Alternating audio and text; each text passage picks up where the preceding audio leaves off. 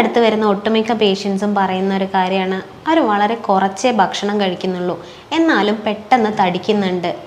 അവർക്ക് കുറച്ച് ദൂരം നടക്കുമ്പോഴേക്ക് വല്ലാതെ കിതപ്പ് അനുഭവപ്പെടുന്നു. ഇതുവഴി അവർക്ക് സമൂഹവുമായിട്ട് ഒറ്റപ്പെട്ട് വേറിട്ട് നിൽക്കേണ്ട അവസ്ഥകൾ വരെ വരാവുന്നതാണ്. ഇതൊക്കെ അവരുടെ മാനസികാവസ്ഥയെ ഭയങ്കരമായിട്ട് ബാധിക്കുന്നതാണ്.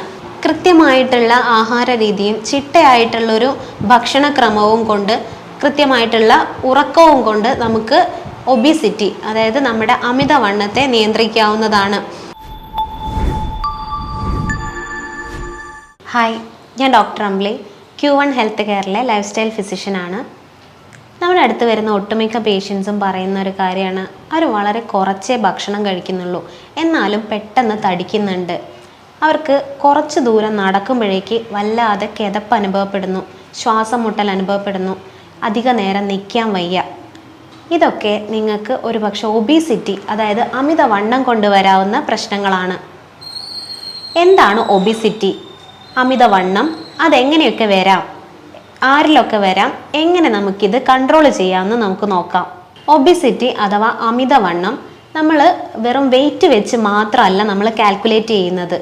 അതിന് ഹൈറ്റും കൂടി വെച്ചിട്ട് നമ്മൾ BMI, അതായത് ബോഡി മാസ് ഇൻഡെക്സ് എന്ന് പറയുന്ന ഒരു സൂചിക വെച്ചിട്ടാണ് നമ്മൾ ഒരാളെ അമിതവണ്ണം ഉള്ള ആളായിട്ട് കണക്കാക്കുന്നത്. എങ്ങനെയാണ് നമ്മളിത് കാൽക്കുലേറ്റ് ചെയ്യുന്നതെന്ന് നോക്കാം. Weight in kilogram divided by height in metre square, ഈ വെച്ചിട്ടാണ് നമ്മൾ ബോഡി മാസ് ഇൻഡെക്സ്, ഇത് സൂചിക വെച്ചിട്ടാണ് നമ്മൾ വണ്ണം, ഒരാളുടെ വണ്ണം കണക്കാക്കുന്നത്. ഇത് 18 മുതൽ 25 വരെ ആണെങ്കിൽ നമ്മൾ നോർമൽ ലെവലിലായിട്ടാണ് കണക്കാക്കുന്നത്. 18-ൽ താഴെയാണെങ്കിൽ നിങ്ങൾ അണ്ടർ വെയിറ്റ്, അതായത് നിങ്ങൾക്ക് വെയിറ്റിൽ കുറവാണെന്നാണ് സൂചിപ്പിക്കുന്നത്. ഇനി നിങ്ങൾ 25-ന് മുകളിലാണെങ്കിൽ, 25 മുതൽ 30 വരെ ആണെങ്കിൽ നിങ്ങൾ ഓവർ വെയിറ്റ്, അമിതവണ്ണത്തിലേക്ക് നീങ്ങുകയാണെന്നാണ് അത് സൂചിപ്പിക്കുന്നത്. 30 മുതൽ 40 വരെയായിട്ട് നമ്മൾ ക്ലാസ്സുകളായിട്ട് അമിതവണ്ണത്തിനെ തരംതിരിച്ചിട്ടുണ്ട്. അതായത് ക്ലാസ് 1, ക്ലാസ് 2, ക്ലാസ് 3 ഒക്കെ. ഇതൊക്കെ നിങ്ങൾക്ക് ഡേഞ്ചറസ് ആയിട്ട് വരുന്ന അമിതവണ്ണത്തിൻ്റെ സൂചകങ്ങളാണ്. ഇനി നമുക്ക് എന്തൊക്കെ കാരണങ്ങൾ കൊണ്ട് ഒബിസിറ്റി വരാമെന്ന് നോക്കാം. മെയിനായിട്ട് 2 കാര്യങ്ങളാണ് പറയുന്നത്, എൻഡോജീനിയസും എക്സോജീനിയസും. എക്സോജീനിയസിൽ മെയിനായിട്ട് പറയുന്നത് വ്യായാമത്തിൻ്റെ അഭാവം തന്നെയാണ്. നമ്മൾ ആരും ഇപ്പം വ്യായാമം ചെയ്യാനൊന്നും അധികമായിട്ട് മെനക്കെടാറില്ല. എല്ലാവരും ഓരോ കാര്യങ്ങളായിട്ട് മുന്നോട്ട് പോകുന്നു. കൂടാതെ തെറ്റായിട്ടുള്ള ഭക്ഷണ രീതി, അതും നമുക്ക് ദോഷകരമാണ്. ഇത് നമ്മളിൽ കൂടുതൽ കൊഴുപ്പടിയാനും കാർബോഹൈഡ്രേറ്റിൻ്റെ മെറ്റബോളിസം കുറയാനും അങ്ങനെ നമ്മളിൽ കൂടുതലായിട്ട് ഫാറ്റ് ഡെപ്പോസിഷൻ വരാനും ഒക്കെ കാരണമാവുന്നുണ്ട്. ഇനി പറയുന്നത് എൻഡോജീനിയസ് ആയിട്ടുള്ള കാര്യങ്ങളാണ്. അത് നിങ്ങൾക്ക് ചിലപ്പോൾ ചില രോഗങ്ങളെ കൊണ്ട് വരാവുന്നതാണ്. ഇനി നിങ്ങൾ ചിലപ്പോൾ ഹൈപ്പോതൈറോയിഡ്സം ഒക്കെ ഉള്ള ആളാണെങ്കിൽ നിങ്ങൾക്ക് ചിലപ്പോൾ വണ്ണം വയ്ക്കാനുള്ള സാധ്യത അധികമാണ്. അല്ലെങ്കിൽ നിങ്ങൾ ഹോർമോണൽ ഇംബാലൻസ് ആയിട്ടുള്ള PCOD ഒക്കെ വരികയാണെങ്കിൽ നിങ്ങൾക്ക് ചിലപ്പോൾ തടി വയ്ക്കാനുള്ള ഒരു ടെൻഡൻസി കൂടുതലായിരിക്കും. ഇതിന് പുറമേ ആയിട്ട് നിങ്ങൾ ചില മരുന്നുകൾ, അതായത് ചിലപ്പോൾ പ്രമേഹം, ടൈപ്പ് 2 ഡയബറ്റീസിനൊക്കെ മരുന്ന് എടുക്കുന്ന ആളാണ് നിങ്ങളെങ്കിൽ ചിലപ്പോൾ തടിക്കാനുള്ള ഒരു പ്രവണത കാണുന്നുണ്ട്. ഇത് പുറമേ ആയിട്ട് നിങ്ങൾ മാനസിക വിഭ്രാന്തിക്കൊക്കെ എന്തെങ്കിലും മരുന്ന് എടുക്കുന്ന ആൾക്കാരൊക്കെ ആണെങ്കിൽ ചിലപ്പോൾ നിങ്ങൾക്ക് ഒരു പക്ഷേ തടി കൂടാനുള്ള കാരണം വരുന്നുണ്ട്. ഇനി അമിതവണ്ണം കൊണ്ട് നമുക്ക് വരാവുന്ന രോഗങ്ങൾ എന്തൊക്കെയാണെന്ന് നോക്കാം. ആദ്യമായിട്ട് പറയുന്നത് പ്രമേഹം, ടൈപ്പ് 2 ഡയബറ്റീസ് മെലിറ്റസ് ആണ്. നമ്മളിൽ അമിതവണ്ണം കൂടുന്ന സമയത്ത് അതുവഴി ഇൻസുലിൻ റെസിസ്റ്റൻസ്, കാർബോഹൈഡ്രേറ്റിൻ്റെ മെറ്റബോളിസം കുറയുന്നു, ഇൻസുലിൻ്റെ റെസിസ്റ്റൻസ് കൂടുകയും ഇത് മെറ്റബോളിക് സിൻഡ്രം പോലെയുള്ള അവസ്ഥകളിലേക്ക് എത്തുകയും ചെയ്യുന്നു. ഇങ്ങനെ നമുക്ക് പ്രമേഹം, അതായത് ടൈപ്പ് 2 ഡയബറ്റീസ് മെലിറ്റസ് ഒക്കെ ഉണ്ടാവാൻ കാരണമാകുന്നുണ്ട്. അടുത്തതായിട്ട് പറയുന്നത് ഹൈപ്പർ ടെൻഷൻ, അതായത് അമിതമായിട്ടുള്ള രക്തസമ്മർദ്ദമാണ്. ഇതും നമ്മൾക്ക് അമിതമായിട്ടുള്ള പൊണ്ണത്തടി കൊണ്ട് വരാവുന്നൊരു അസുഖമാണ്. ഇതിന് പുറമേ ആയിട്ട് ഓസ്റ്റിയോ ആർത്രൈറ്റിസ്, അല്ലെങ്കിൽ രാത്രിയിൽ നമുക്ക് വരുന്ന കൂർക്കം വലി, ഒബ്സ്ട്രക്റ്റീവ് സ്ലീപ്പ് അപ്നിയ എന്ന് പറയും. ഇത് നമ്മളുടെ ഓക്സിജൻ്റെ അളവ് കുറയുന്നത് വഴി ഉണ്ടാവുന്നതാണ്. ഓസ്റ്റിയോ ആർത്രൈറ്റിസ്, PCOD ചെറുപ്പക്കാരിൽ വന്ധ്യത പോലുള്ള അവസ്ഥകളിലേക്ക് എത്തിക്കുന്നതാണ്. പൊണ്ണത്തടി മൂലം ഹാർട്ടിൽ നിങ്ങൾക്ക് ഹാർട്ട് അറ്റാക്ക് പോലെയുള്ള അസുഖങ്ങൾ വരാൻ സാധ്യത കൂടുതലാണ്. ലിവറിൽ നിങ്ങൾക്ക് ലിവർ ഫെയിലിയറോ അല്ലെങ്കിൽ ഫാറ്റി ലിവർ പോലെയുള്ള അസുഖങ്ങൾ വരാൻ കാരണമാവുന്നുണ്ട്.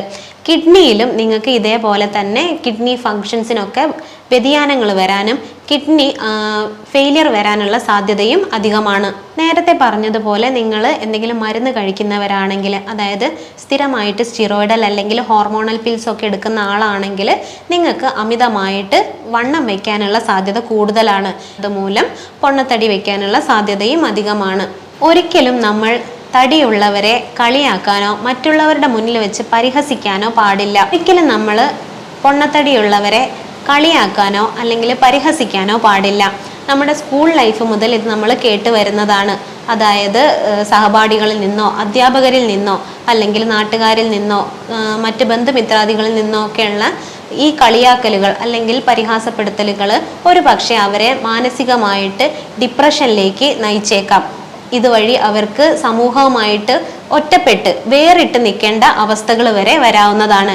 ഇതൊക്കെ അവരുടെ മാനസികാവസ്ഥയെ ഭയങ്കരമായിട്ട് ബാധിക്കുന്നതാണ്.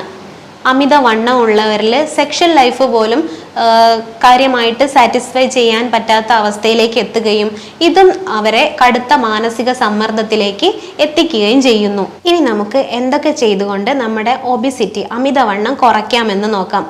ആദ്യമായിട്ട് നിങ്ങൾ കോൺഫിഡൻസ് ലെവല് ഉയർത്തുക എന്നുള്ളതാണ് ചെയ്യേണ്ടത്. നിങ്ങളെ കൊണ്ട് നിങ്ങളുടെ ശരീരഭാരം കുറയ്ക്കാൻ പറ്റുമെന്ന് നിങ്ങൾ ഉറച്ച് വിശ്വസിക്കുക.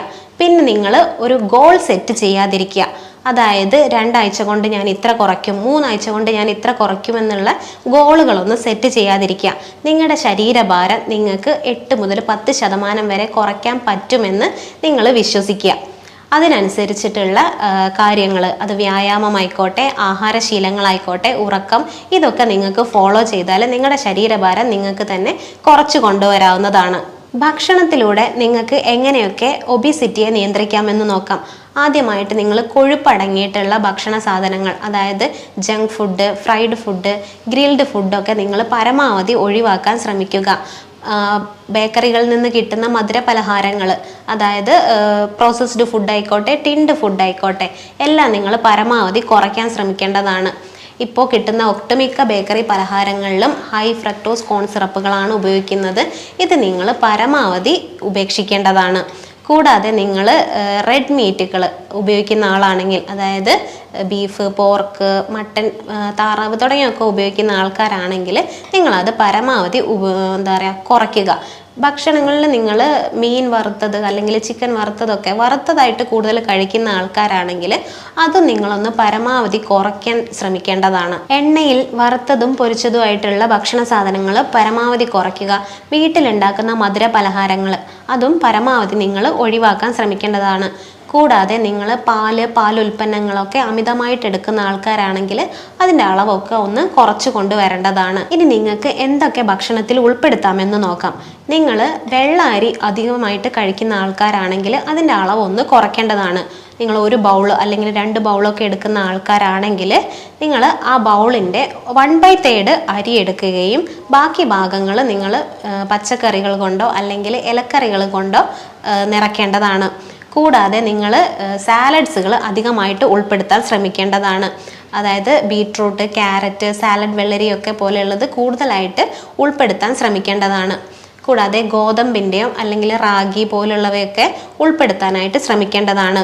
ചായ, കാപ്പിയൊക്കെ പാലുപയോഗിച്ച് കഴിക്കുന്ന ആൾക്കാരാണ് നിങ്ങളെങ്കിൽ അതൊക്കെ ഒന്ന് കുറച്ചിട്ട് ഗ്രീൻ ടീ അല്ലെങ്കിൽ കറുവപ്പട്ട ഇട്ട വെള്ളമൊക്കെ നിങ്ങൾ കൂടുതലായിട്ട് ഉപയോഗിക്കേണ്ടതാണ്. ഇതിനൊക്കെ പുറമേ ആയിട്ട് നിങ്ങൾ വ്യായാമം കൃത്യമായിട്ട് ശീലിക്കേണ്ടതാണ്.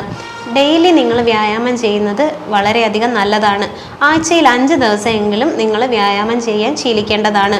45 മുതൽ 1 മണിക്കൂർ വരെ നിങ്ങൾ വ്യായാമം ചെയ്യുന്നത് നിങ്ങളുടെ ശരീരത്തിന് ഒരുപാട് നല്ലതാണ്.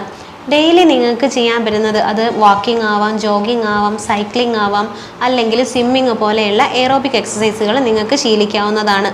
അതല്ലെങ്കിൽ സൂംബ പോലുള്ള ഡാൻസ് പ്രാക്ടീസുകൾ നിങ്ങൾക്ക് ചെയ്യാവുന്നതാണ്.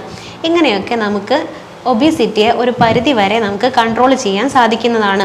നടന്നു പോകാൻ പറ്റുന്നിടത്തിലൊക്കെ നടന്നു പോകാനും ലിഫ്റ്റിന് പകരം നമുക്ക് സ്റ്റെപ്പുകൾ ഉപയോഗിച്ച് തന്നെ നമ്മൾ നടന്നു കയറാൻ ശ്രമിക്കേണ്ടതുമാണ്. ചെറിയ കുട്ടികളിലടക്കം നമ്മളിപ്പോൾ പൊണ്ണത്തടി, അതായത് ഒബിസിറ്റി കണ്ടുവരുന്നുണ്ട്. അതായത് സ്കൂൾ വിട്ട് വന്ന് കഴിഞ്ഞിട്ടുണ്ടെങ്കിൽ ഇവർക്ക് ടി വിയോ അല്ലെങ്കിൽ മൊബൈലോ കണ്ട് സ്നാക്സ് കഴിച്ചുകൊണ്ടിരിക്കുന്നതായിരിക്കാം അവരുടെ ശീലം. ഇത് ഒഴിവാക്കിയിട്ട് അവരെ നമ്മൾ കളിക്കാനായിട്ട് അവരുടെ സുഹൃത്തുക്കളോടൊപ്പം വിടേണ്ടതാണ്. ഇങ്ങനെയൊക്കെ നമുക്ക് അവരിലെ പൊണ്ണത്തടി കുറയ്ക്കാവുന്നതാണ്. നിങ്ങൾ അമിതമായിട്ട് പുകവലിക്കുന്ന ആളാണെങ്കിൽ അല്ലെങ്കിൽ മദ്യപിക്കുന്ന ആളാണെങ്കിൽ അത് ജീവിതത്തിൽ നിന്ന് പരമാവധി അവോയ്ഡ് ചെയ്യാൻ, ഒഴിവാക്കാനായിട്ട് നിങ്ങൾ ശ്രമിക്കേണ്ടതാണ്. മദ്യപിക്കുന്ന ഒട്ടുമിക്ക ആൾക്കാരിലും പൊണ്ണത്തടിയും അതുമായിട്ട് ബന്ധപ്പെട്ട് മറ്റ് അസുഖങ്ങളും കണ്ടുവരുന്നുണ്ട്. ഇതിനൊക്കെ പുറമേ ആയിട്ട് നിങ്ങൾ ഉറക്കം, നേരത്തെ കിടന്ന് നേരത്തെ എഴുന്നേൽക്കുന്ന ശീലത്തിലേക്ക് എത്തേണ്ടതാണ്. രാത്രി വൈകി കിടക്കുകയും രാവിലെ വൈകി എഴുന്നേൽക്കുകയും ചെയ്യുന്നവരിൽ ഉന്മേഷക്കുറവും എനർജി ലെവലും ഒക്കെ ലോ ലെവലായിട്ടാണ് നമ്മൾ കണ്ടുവരുന്നിട്ടുള്ളത്. അതിനായിട്ട് നിങ്ങൾ ഉറക്കം മസ്റ്റായിട്ട്, അതായത് എന്നും ഒരു 7-8 മണിക്കൂർ നിങ്ങൾ ഡെയിലി ഉറങ്ങേണ്ടതാണ്. കൃത്യമായിട്ടുള്ള ആഹാര രീതിയും ചിട്ടയായിട്ടുള്ളൊരു ഭക്ഷണക്രമവും കൊണ്ട്, കൃത്യമായിട്ടുള്ള ഉറക്കവും കൊണ്ട് നമുക്ക് ഒബിസിറ്റി, അതായത് നമ്മുടെ അമിതവണ്ണത്തെ നിയന്ത്രിക്കാവുന്നതാണ്. കൂടാതെ ഹോമിയോപ്പതിയിൽ ഇതിന് കൃത്യമായിട്ടുള്ള മരുന്നുകൾ ലഭ്യമാണ്. നമ്മുടെ ക്ലിനിക്കിൽ വരുന്ന പേഷ്യൻസിനെ അവർക്കനുസരിച്ചിട്ടുള്ള ഡയറ്റ് ആൻഡ് റെജിമെൻ ഫോളോ ചാർട്ടൊക്കെ നമ്മൾ കൊടുക്കുകയും അതിനനുസരിച്ചിട്ടുള്ള വ്യായാമങ്ങളും നമ്മൾ പറഞ്ഞു കൊടുക്കുന്നു. ഇതനുസരിച്ച് അവർ നീങ്ങുന്ന സമയത്ത് അവർക്ക് ഒരു 5-6 മാസത്തിനുള്ളിൽ തന്നെ അവർക്ക് കാര്യമായിട്ടുള്ള റിസൾട്ട് കാണാവുന്നതാണ്. അടുത്തൊരു വീഡിയോയിൽ പുതിയ ടോപ്പിക്കുമായിട്ട് വരാം. നന്ദി.